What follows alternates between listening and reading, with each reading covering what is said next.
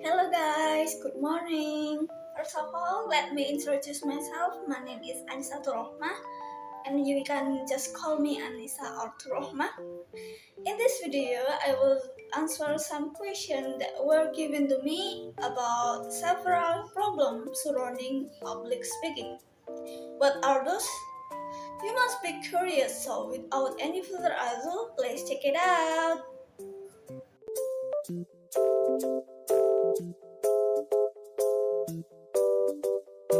Okay, for the first question, the factor that contribute most to my anxiety about public speaking, among the four factors that cause anxiety in public speaking, like threat anxiety, contact anxiety, public anxiety, and situational anxiety. The factor that is the main cause of my anxiety when doing public speaking is the third factor. They are audience anxiety. This is because I'm a difficult person to face and get along with new people.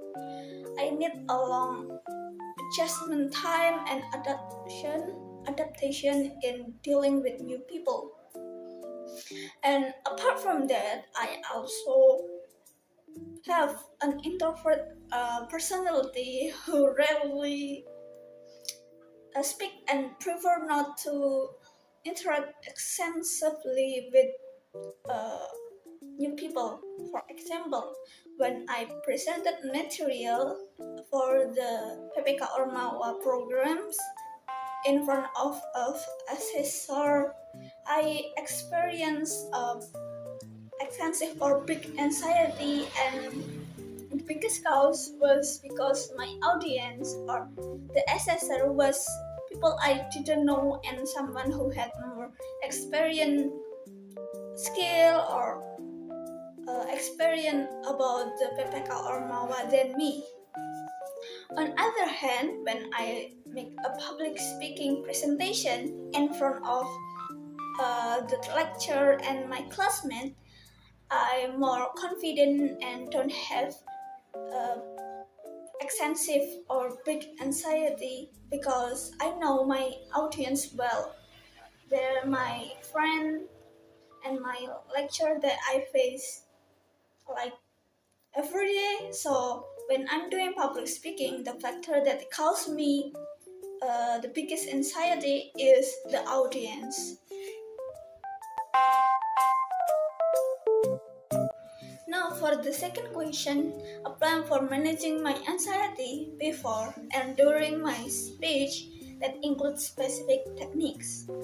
Okay, for this question, I will answer in two plans: before speech and during the speech. The plan before I doing a speech, the first thing I do is do a research or study related to the topic I want to present. Conduct a throughout an in-depth study of the topic, and the second step is to prepare a speech text or a small notes about the main point of the topic I want to present. And the final step is review the result of the speech text and analyze possible questions that might be asked by audience during the speech. And while giving a speech, one of the things I do to reduce my anxiety is by making hand motion like this, hand motion and movement like this, or holding a object like pen or paper. I feel that these two things really help me during my anxiety and increase my confidence when I doing a speech. This is because when I move my hands like this, it's more is make me more relaxed, and whereas when I holding object like pens or paper, I feel like I have a handle, so I don't feel alone. I have a partner like that.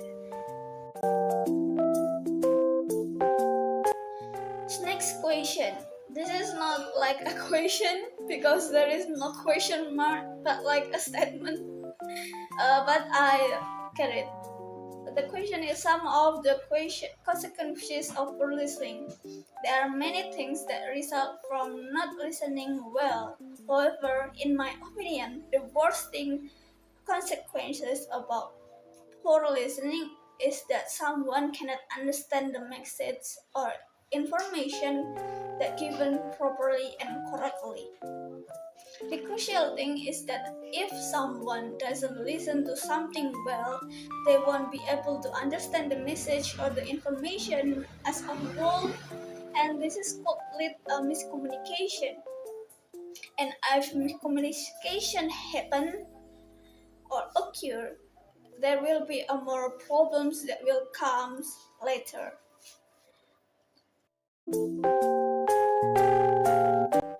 How did I know my message has been misunderstood or rejected? For this question, I will give my personal experience, and my answer not always sweet or be true to all people or some cases. And easy way for me to know that my message has been misunderstood or rejected by other if the recipient of my message or the person I'm speaking asks again about my statement or my message, and can also use by negative words such as I don't give your opinion or I don't hear you or excuse me, and, and also on a several occasion. Usually, if my message is understood, the person I'm speaking is shocked or sometimes suddenly angry with me. So it's about scare. And then I have to clarify or explain in more detail about my statement or my message.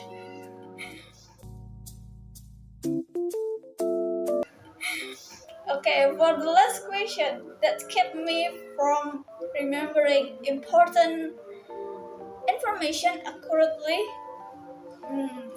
this question is a bit difficult to explain because I'm typically a person that just hearing in a class and really to write my in a lecture. But in my experience, listening well and carefully to the material presented by a lecturer or someone is the main factor or things for understand or remembering the information. Apart from that, I have to focus on the material, and I also accurately recall information by identify unique and specific things when I listening it, or in some cases when I in other day want to remember what my lecture said. The things I include is like what the time and the person speaking, who is the lecturer, and the place is where the room is, the things happen, and sometimes what clothes I'm wearing that day, and so on like that. So guys, that's all for me. Thank you for listening and watching my video. Thank you and see you in the next video.